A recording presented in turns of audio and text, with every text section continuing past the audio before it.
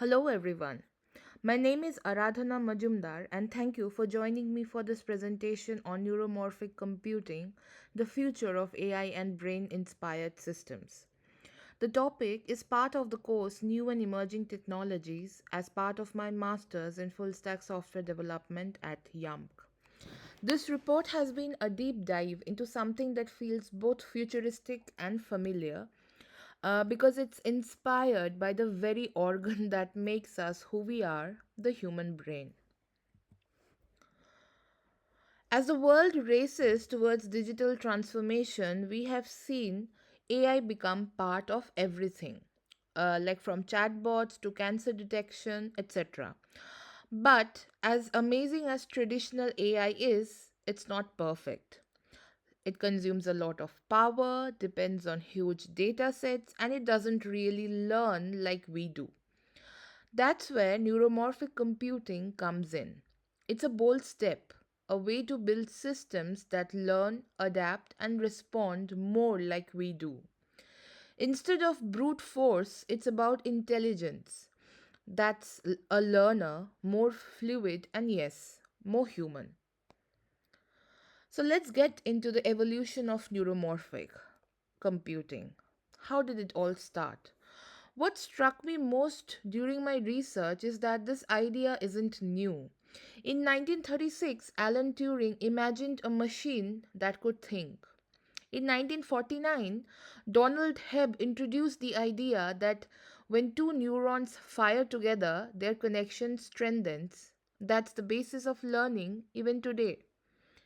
Then, in the 1918s, Carver Mead took this into the world of electronics. Since then, we have had massive projects like IBM's True North and Intel's Loihi.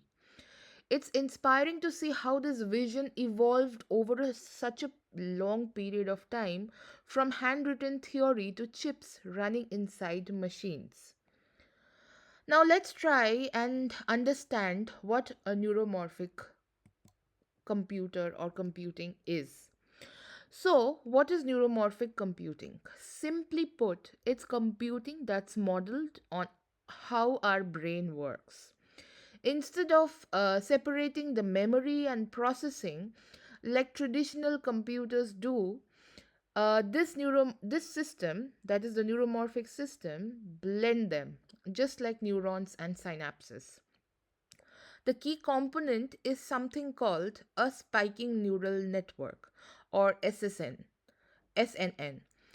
Imagine each unit only activating when needed, saving energy and mimicking how we think and react and not think and not react.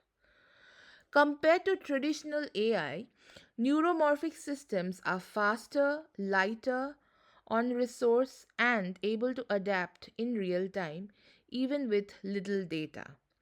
It's less like a training robot and more like raising a child. So, let's dive deeper into the technical foundation of neuromorphic computing. Let me explain how this works under the hood, but briefly. First, the event driven communication. The chip doesn't constantly compute, it waits for something meaningful like a movement or a signal.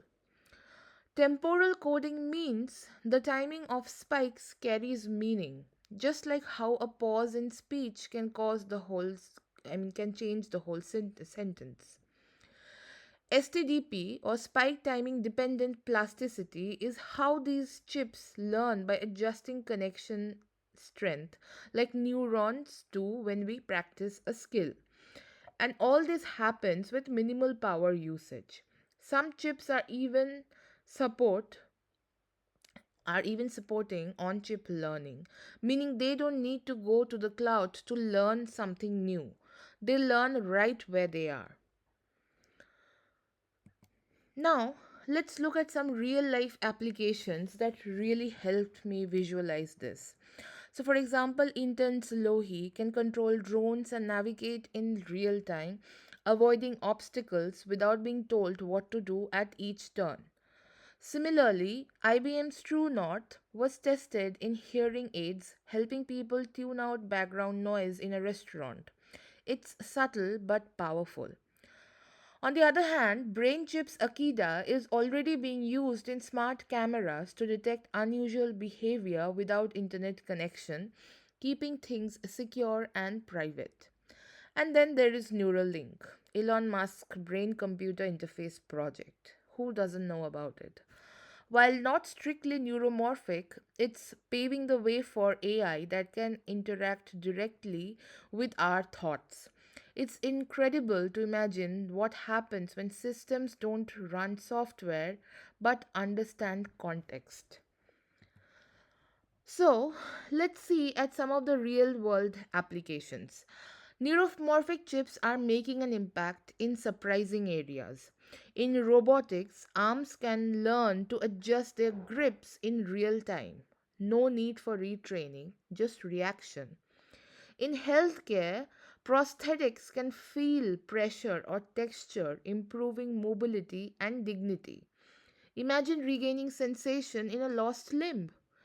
Space agencies are testing these chips on probes to make decisions millions of miles from Earth.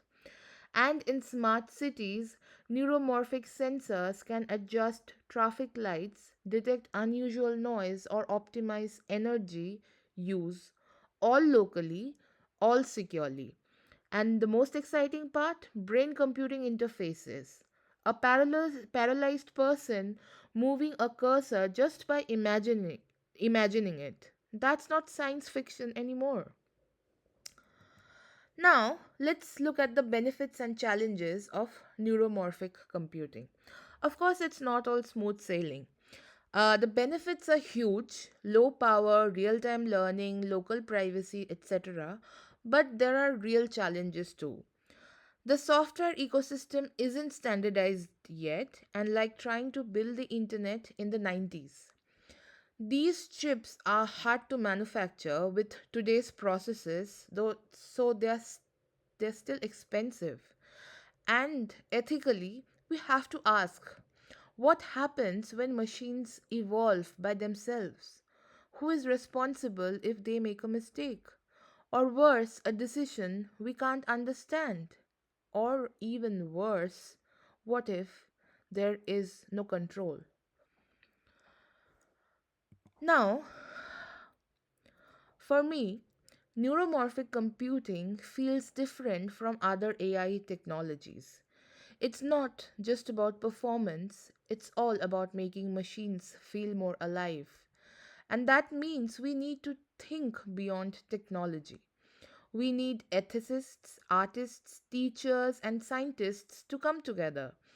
This is our chance to guide how thinking machines emerge, grounded in humanity, not just efficiency. And, as Uncle Ben said in Spider Man, with great power comes great responsibility. Well, that's never been truer than now. Thank you so much.